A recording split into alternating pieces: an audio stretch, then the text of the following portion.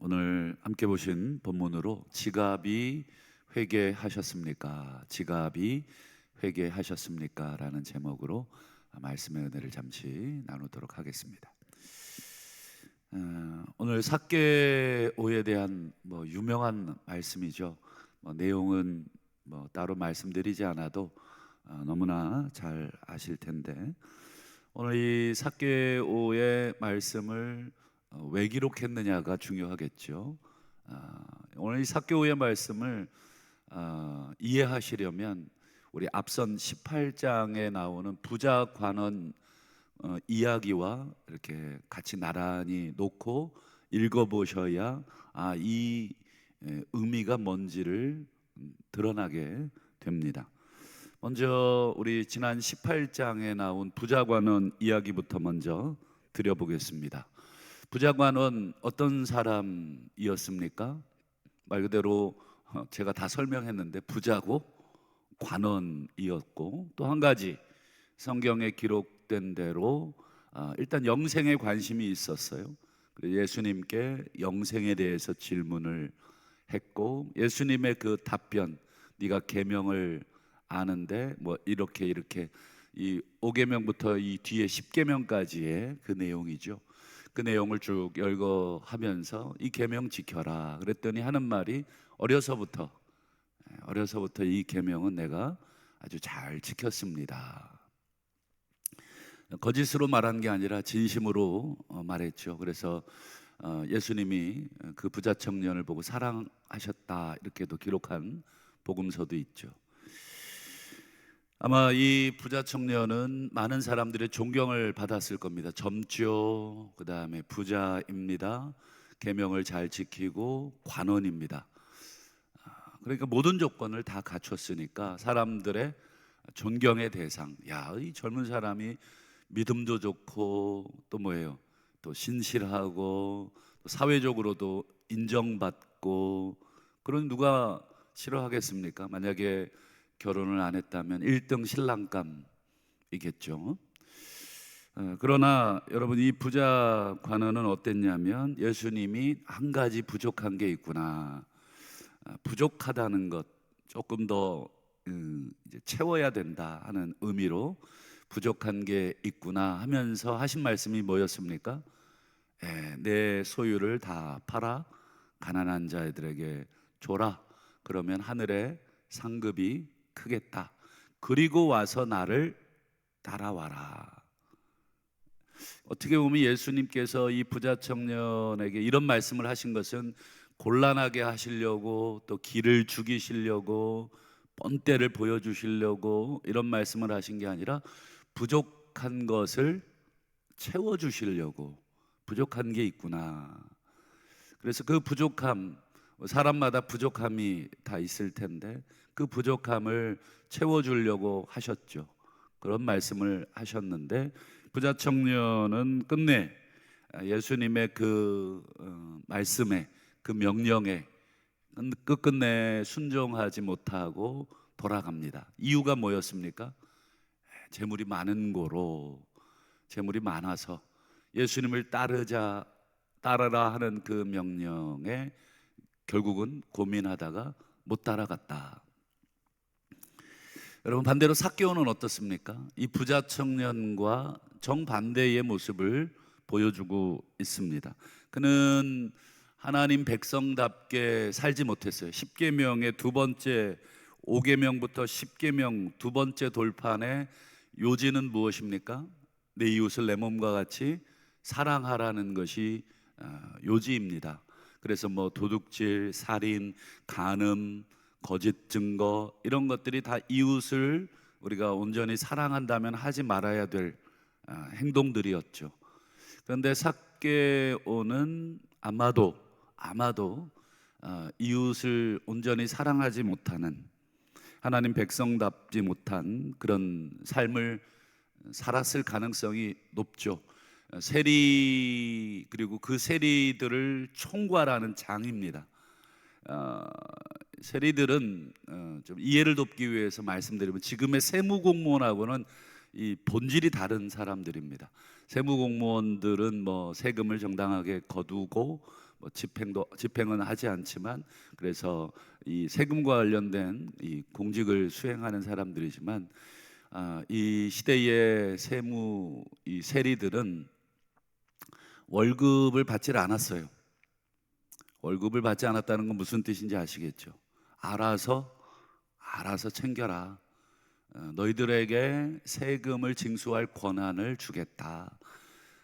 다만 우리한테는 얼마씩을 갖다 바치면 되겠다. 뭐 두당 뭐 얼마 갖고 와 매달. 그러면 뭐 10만 원이라고 치겠습니다. 그러면 월급은 내가 알아서. 양심 있는 사람은 뭐 계산해 봐가지고 두당 내가 11만 원만 받자. 그래서 뭐 10% 정도 이렇게 해서 한 사람당 10,000원 정도 해서 그거 내 월급으로 삼지. 근데 2만 원을 떼든 3만 원을 떼든 그거는 뭐예요? 로마 정부가 타치하지 않았어요. 그러니까 좀 그 일을 하면서 그 일을 하는 것 자체도 굉장히 좋지 않은 이미지입니다. 차라리 손가락을 깨물고 죽으면 죽었지, 자기 동족을 목졸라서 로마에게 세금을 바치는 일, 그거 할 수 있는 사람이 우리 가운데 몇이나 되겠습니까? 뭐 얼굴에 철면피를 깔지 않는 한, 또 정말 죽기 직전까지 궁지에 몰린 사람 아닌 이상 그렇게 할 사람은 많지 않죠. 그러니 여러분이 세리들이 뭐 100원만 내라 뭐 이렇게 얘기해도 200원을 갈취하고 300원을 갈취하는 일은 얼마든지 가능했어요. 뒤에 군인이 있거든요. 그러니까 이 세리들은 이미지가 좋지 않아요. 손가락질을 받을 수밖에 없죠. 앞에 젊은 관원과는 어떻습니까? 정반대의 어떤 사회적인 이미지를 갖고 있습니다.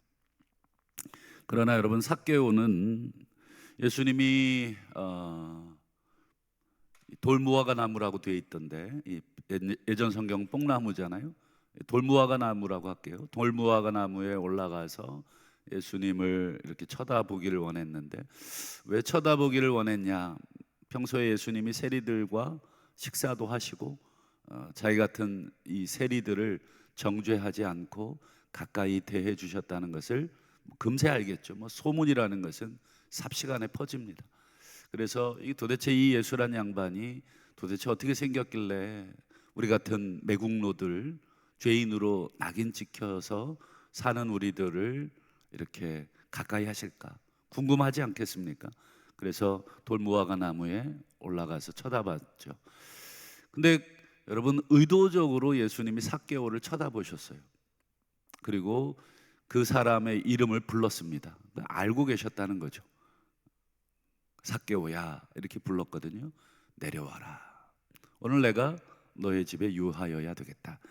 이런 말씀에 여러분, 삭개오는 누가 시키지도 않았는데 뭐라고 합니까? 한번 8절을 한번 보실까요? 8절. 주여 보시옵소서. 내 소유의 절반을 가난한 자들에게 주겠습니다.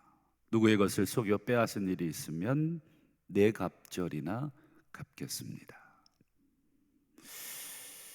여러분, 앞서 부자 청년은 내 소유를 팔아서 나를 따라 가난한 자에게 주고 나를 따르라 했을 때 고민하면서 돌아갔지만, 이 삭개오는 예수님이 뭐 재물 얘기에 재자도 하지 않았어요. 삭개오랑 부자 청년이랑 누가 더 부자였을까요? 뭐 간단하죠. 당연히 부자 청년이 아무리 부자여봤자 삭개오만큼 부자는 아니었을 가능성이 높죠. 삭개오의 재산이 뭐 얼마 되지 않아서 그거 절반. 여러분, 월 100만 원 버는 사람이 절반 내는 게 쉽습니까? 1,000만 원 내는 사람의 절반 내는 게 쉽습니까? 둘 다 어렵죠. 재산의 절반을 낸다는 것은 상상할 수 없는 일입니다. 근데 삭개오는 누가 시키지도 않았고 예수님이 시키지도 않았는데 재산의 절반을 내고 누구의 것을 빼앗은 일이 있으면 4배로 갚겠다. 빼앗은 일이 있었을까요? 없었을까요? 구조상 빼앗을 수밖에 없어요. 두당 100원 세금 갖다 바치라고 하는데 여러분 월급도 안 주고 세금 갖다 바치라는데 여러분 100원만 받을 세리는 없습니다. 최소한 10원이라도 갖다 붙여야 자식들 키우지 않겠습니까? 그 양심상 그거 뺏은 것으로 생각할 사람들도 있는 것이죠. 근데 과도하게 적정한 금액이 있겠지만 과도하게 빼앗은 것에 대한 이야기겠죠. 아마 많이 있었을 겁니다. 여러분 그거 4배로 갚아주면 나머지 재산 절반을 아마도 그거 빼앗은 거 갚아주는데 다 써야 될지도 모르겠어요. 출애굽기 보면 소 한 마리 훔치면 몇 마리로 갚으라고 돼 있냐면 5마리로 갚아라. 양 한 마리 훔치면 몇 마리로 갚으라고 돼 있냐면 4마리로 갚아라. 출애굽기 보면 그렇게 도둑질한 것에 대해서, 뺏은 것에 대해서 이 도둑질 자체를 원천적으로 하지 못하도록, 도둑질하다가 걸리면 여러분 5배, 4배를 갚아야 돼요. 그러니 어디 겁나서 도둑질 하겠습니까? 패가 망신할 가능성이 높죠. 삭개오는 공식적인 도둑놈이었죠. 그걸 허용받은 이 도둑입니다. 그럼 뺏은 일이 많았을 것이고 본의 아니게 그렇게 그런 삶을 살겠죠. 우리 여기 사업하시는 분들, 장사하시는 분들 많이 계신데 여러분 물건에 이문 안 남기고 파실 분이 어디 계시겠습니까? 원가대로 판다. 뭐 먹고 사시겠습니까? 그러니 이게 불가능한 것입니다. 여러분 오늘 이 삭개오의 모습과 앞서 18장에 나온 부자 관원 모습 두 개를 이렇게 비교하면서 오늘 성경은 우리에게 뭐라고 질문합니까? 누가 진짜 하나님 백성이냐? 이 부자 관원이냐? 어릴 때부터 말씀 열심히 잘 읽고 그 말씀대로 잘 순종하다고 사람들 존경받고 칭찬받아서 관원까지 된 이 부자 관원이 진짜 하나님 백성이냐? 아니면 손가락질 받고 다른 사람의 것을 빼앗을 수밖에 없는 구조이지만 예수님을 만나서 그의 재산을 절반을 나눠주고 나머지 절반은 빼앗은 것을 4배로 갚겠다. 즉 자신의 재산 전부를 다 나누겠다고 한 이 삭개오냐. 오늘 본문은 이 두 인물을 보여주면서 누가 진짜 하나님의 자녀냐, 누가 진짜 회개한 사람이냐 하는 것을 보여주고 있습니다. 여러분 그러니 삭개오의 이야기를 뭐 키가 작아서 열등감을 극복하고 용기를 내서 예수님을 만나러 간 그런 이야기로 읽어서는 안 되고, 물론 그 부분도 우리 대단한 용기이지만 이 삭개오의 이야기를 우리에게 들려주신 이유는 이 재물에 대한 사용에 대한 문제를 이야기하신 것입니다.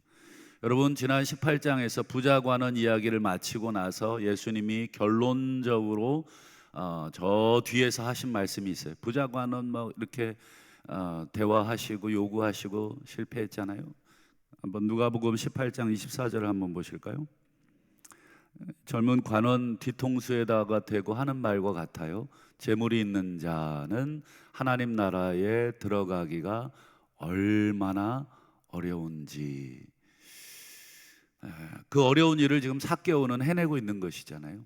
그 삭개오는 예수님께서도 어렵다고 말씀하신 일을 자기의 절반은 그냥 가난한 자에게, 나머지 절반은 토색한 것, 빼앗은 것, 그것을 나누어 주는 4배로 그 일을, 여러분 어렵습니다. 여러분 우리가 사업하시면서 번 돈, 그 중에 여러분 부당하게 취한 돈들이 뭐 있으실지 모르겠어요. 뭐 가령 노동자에게 줘야 할 뭐 임금을 제대로 주지 않은 사업자가 있으신지 모르겠어요. 사업자는 더 많이 가져가려고 하겠죠. 노동자는 노동자에게 줘야 할 몫을 덜 주겠죠. 그래서 두 사람이 일할 몫을 한 사람에게 조금 더 돈을 얹어 줌으로써 더 많은 노동 강도를 시키면서도 나는 이 사람에게 100만 원 줄 걸 120만 원 줬다고 위로하면서 사실상 이 사람의 모든 시간을 다 노동하는데 사용하도록 그렇게 만들어 놓고, 그리고 그들의 생명에 대한 안전 장치나 이런 것들도 해놓지 않으면서 그 사람들을 고용하고 있다 하면 또 이것은 그 사람이 받아야 될 것에 대해서 우리가 착취하고 있는 것이죠. 여러분, 재물은 하나님이 아니지만 인간들의 마음속에서 재물은 이미 하나님의 위치에 놓여 있습니다. 여러분, 하나님은 전능하시죠. 재물도 전능합니다. 하나님은 능치 못할 일이 없으신데 재물도 능치 못할 일이 없습니다 라고 우리 인간들은 생각을 하기에 그 재물을 하나님처럼 섬기고 있어요. 돈이면 안 될 것이 없기에 여러분, 돈 때문에 살인이 일어나고, 돈 때문에 사기치고, 돈 때문에 멱살잡이하고, 돈 때문에 고함 지르고, 돈 때문에 부모 자식 깨지고 형제들 깨지는 것, 우리 주변에서, 아니 우리 가정에서 보지 않습니까? 내가 조금 더 가져가야 된다, 내가 조금 더 지분이 있다, 내가 조금 더 애를 썼다. 이것이 어찌 보면, 여러분, 돈이 아무것도 아니라 그러면 돈 놓고 싸우겠습니까? 돈이 우리에게 필요한 물건도 제공하고, 돈이 우리에게 여러 가지 우리가 필요한 것들을 줄 수 있는 능력을 가지고 있는 이 자본주의에 살고 있기 때문에 돈은 곧 하나님, 그 역할을 하고 있어서 사람들의 마음 속에서는, 우리가 신앙이 있는 우리들도 그 마음을 놓고 싸우는데, 하물며 하나님을 모르는 사람들에게 돈은 어떤 존재겠습니까? 돈이 곧 하나님이십니다. 여러분, 삭개오는 자타가 인정하는 죄인이었지만 그는 예수님을 만나서 가장 먼저 입으로만 회개하지 않고 그의 주머니가 함께 회개한 사람입니다.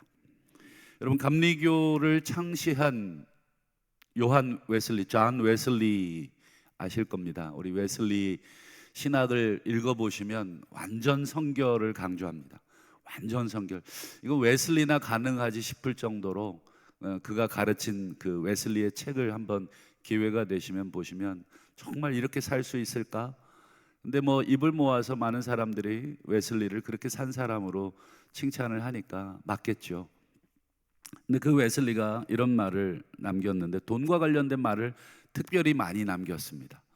여러분, 이 돈에 대한 이야기를 이 감리교의 창시자 웨슬리, 완전 성결한 삶을 강조한 분이 돈에 대한 이야기를 많이 했는데 몇몇 곳만 보여드리면, 화면을 한번 보시죠. 사람만 거듭나는 것이 아니라 지갑도 거듭나야 한다. 당신의 지갑이 회개하지 않으면 당신은 진정으로 회개한 것이 아니다. 진짜 은혜는 지갑이 열려야 한다. 이건 뭐 제가 했다 그러면 막 손가락질 당하겠지만, 여러분, 웨슬리라고 하는 거장이, 그리고 아무도 손가락질할 수 없는 분이 이런 말을 했기에 이 말이 조금 더 우리를 되돌아보게 하는, 웨슬리가 스스로 이런 말을 한 것이 아니라 성경을 오랫동안 연구한 결과 하나님의 사람들은 이런 사람들이다, 진짜 회개한 사람들은 이런 사람들이다. 여러분, 누가복음은 누가가 기록했는데 누가가 기록한 성경이 또 하나가 있어요. 사도행전인데, 여러분, 사도행전의 기록에 보면 성령 충만한 사람들의 모습이 기록되어 있어요. 여러분, 성령 충만하면 뭐 맨날 기도원 가서 방언 기도하고 뭐 사람 고치고 귀신 쫓고 뭐 성경만 읽고 이런 사람으로 생각되어지지만, 누가가 기록한 성령 충만은 좀 다릅니다. 누가복음 사도행전 2장 44절 45절을 볼까요? 사도행전 바로 앞에가 성령 충만 사건이고, 그리고 이제 본문입니다. 보시면 믿는 사람, 즉 성령을 받은 사람, 충만한 사람이 다 함께 있어 모든 물건을 서로 통용하고 재산과 소유를 팔아 각 사람의 필요를 따라 자발적으로 나누어 줬습니다. 자발적으로. 여기 보면 전부 다 물건, 재산, 소유, 돈과 관련된 이야기를 기록해 주고 있습니다. 성령 충만한 사람. 아까 요한 웨슬리가 얘기한 것처럼 진짜 은혜는 지갑이 열려야 한다. 진짜 하나님의 은혜 받은 사람은 지갑이 열리는 사람이다 라고 하는 말이 여기서 나온 말씀. 여러분, 이거는 공산주의를 표방하자는 것이 절대로 아니죠. 말씀을 맺겠습니다. 오늘 삭개오의 이야기가 여러분 어떤 이야기냐? 바로 이 재물에 대한 이야기. 재물과 하나님의 나라, 재물과 하나님의 자녀의 관계. 그래서 우리 이제 다음 시간에 보겠습니다만, 이 삭개오 이야기 다음에 어떤 이야기 나오냐면 열 문화 이야기가 나오죠. 열 문화의 핵심은 무엇입니까? 왕이 종들에게 각각 10개의 문화를 맡겼다. 그리고 시간이 지나서 종들을 불러다가 각각 그 맡은 돈을 어떻게 썼는지를 물어보는 이야기입니다.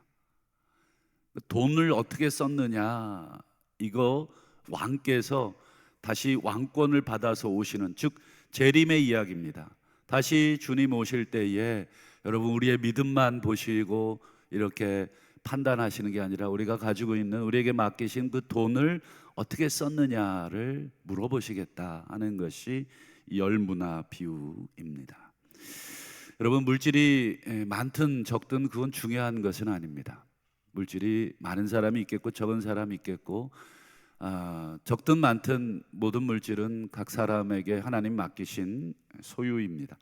여러분, 하나님이 우리에게 물질을 쌓아두고 모으는데 전 인생 들이지 말라 하신 말입니다. 여러분, 돈 모으는 재미가 있지만 여러분, 돈 모으는 게 우리를 부르신 목적이 아닙니다. 하나님이 우리를 부르신 목적은 무엇입니까? 우리에게 맡기신 그 재물을 어떻게 하나님이 원하시는 곳에 쓰느냐, 이것입니다. 그래서 하나님이 우리를 평가하실 때 은행 잔고로 평가하시지 않고 네가 어떻게 얼마를 어디다가 썼느냐를 보고 평가하십니다. 그래서 마지막 9절 말씀이 오늘 결론입니다. 이 사람도 아브라함의 자손이라. 너희가 손가락질하고 세리라고 토색한다고 손가락질한 이 사람도 구원받은 하나님의 자녀다.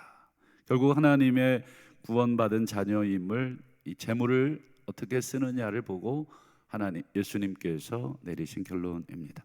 말하기는 우리도 우리 하나님께 은혜를 받으셨고 또 우리가 하나님의 제자라고 한다면 우리의 지갑, 재물 사용에 대해서 한번 진지하게 잘 점검해 보시고, 내 재물을 내가 이웃을 위해, 하나님을 위해, 또 가난한 자를 위해, 또 복음을 위해, 또 하나님이 기뻐하시는 곳에 어떻게 잘 쓰고 있는가. 모든 것들이 다 하나님이 원하시는 삶의 영역이지만 특별히 우리 하나님께서 각자에게 주시는 그 말씀을 듣고 순종하시는 복된 우리 모두가 되시기를 주의 이름으로 축원합니다. 기도하겠습니다.